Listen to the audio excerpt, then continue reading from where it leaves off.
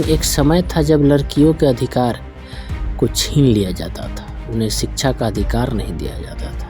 लेकिन आजकल बढ़ते टेक्नोलॉजी के ज़माने में सभी चाहते हैं कि हमारे बच्चे एजुकेटेड हो, सभी शिक्षित हो, चाहे लड़का हो या लड़की हो। लेकिन एक समय था लड़कियों की पढ़ाई पर पाबंदी थी।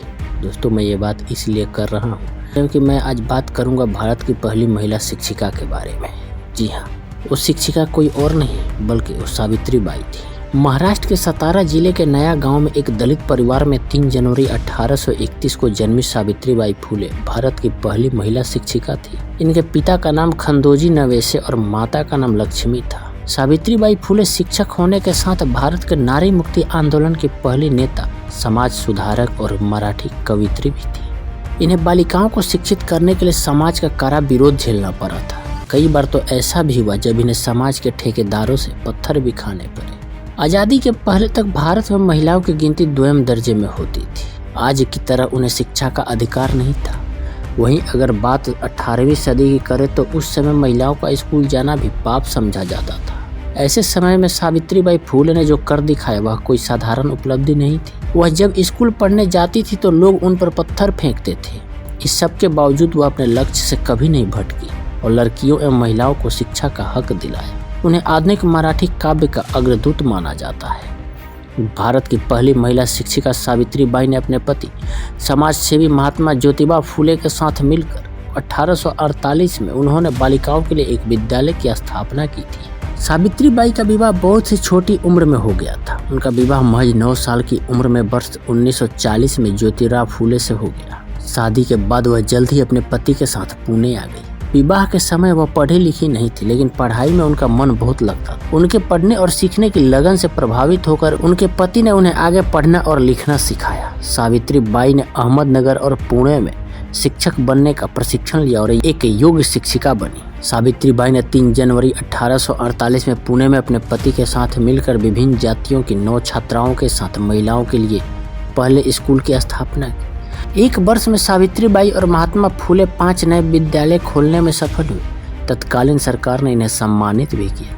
एक महिला प्रिंसिपल के लिए सन 1848 में बालिका विद्यालय चलाना कितना मुश्किल रहा होगा, इसकी कल्पना शायद आज भी नहीं की जा सकती। लड़कियों की शिक्षा पर उस समय सामाजिक पाबंदी थी। सावित्री बाई फुले उस दौर में न सिर्फ खुद पढ़ी बल्कि दूसरी लड़कियों के पढ़ने का भी बंदोबस्त किया। भारत में आज़ादी से पहले समाज के अंदर छुआछूत, सती प्रथा, बाल विवाह और विधवा विवाह जैसी कुरीतियां व्याप्त थी। सावित्री बाई फुले का जीवन बेहद ही मुश्किलों भरा रहा। दलित महिलाओं के उत्थान के लिए काम करने, छुआछूत के खिलाफ आवाज उठाने के कारण उन्हें एक बड़े वर्ग द्वारा विरोध भी झेलना पड़ा। वह स्कूल जाती थी तो लोग उनके विरोध में पत्थर मारते और उन पर गंदगी फेंकते थे। सावित्री बाई एक साड़ी अपने थैले में लेकर चलती थी और स्कूल पहुंचकर गंदी हुई साड़ी बदल लेती थी। आज से 1 सदी पहले जब लड़कियों की शिक्षा एक अभिशाप मानी जाती थी, उस दौरान उन्होंने महाराष्ट्र की सांस्कृतिक राजधानी पुणे में पहला बालिका विद्यालय खोल पूरे देश में एक नई पहल की शुरुआत की थी। देश में विधवाओं की दुर्दशा भी सावित्री बाई को बहुत दुख पहुंचाती थी, इसलिए 1854 में उन्होंने विधवाओं के लिए एक आश्रय खोला। वर्षों के निरंतर सुधार के बाद 1864 में इसे एक बड़े आश्रय में बदलने में सफल रही। उनके इस आश्रय गृह में निराश्रित महिलाओं, विधवाओं और उन बाल बहुओं को जगह मिलने लगी जिनको उनके परिवार वालों ने छोड़ दिया था। सावित्री बाई उन सभी को पढ़ाती लिखाती थी। उन्होंने इस संस्था में आश्रित एक विधवा के बेटे यशवंत राव को भी गोद लिया था। उस समय आम गाँवों में कुएं पर पानी लेने के लिए दलितों और नीच जाति के लोगों का जाना वर्जित था। यह बात उन्हें और उनके पति को बहुत परेशान करती थी, इसलिए उन्होंने अपने पति के साथ मिलकर एक कुआं खोदा ताकि वह लोग भी आसानी से पानी पी सके। उनके इस कदम का उस समय खूब विरोध भी हुआ। सावित्री बाई के पति ज्योतिराव का निधन 1890 में हो गया। उस समय उन्होंने सभी सामाजिक मानदंडों को पीछे छोड़ते हुए अपने पति का अंतिम संस्कार किया और उनकी चिता को अग्नि दी। इसके करीब 7 साल बाद जब 1897 में पूरे महाराष्ट्र में प्लेग की बीमारी फैला तो वे प्रभावित क्षेत्रों में लोगों की मदद करने निकल पड़ी। इस दौरान वे खुद भी प्लेग की शिकार हो गई और 10 मार्च 1897 को उन्होंने अंतिम सांस ली। दोस्तों, कैसी लगी ये वीडियो आप हमें कमेंट करके जरूर बताइएगा और चैनल को सब्सक्राइब भी कर लीजिएगा। धन्यवाद।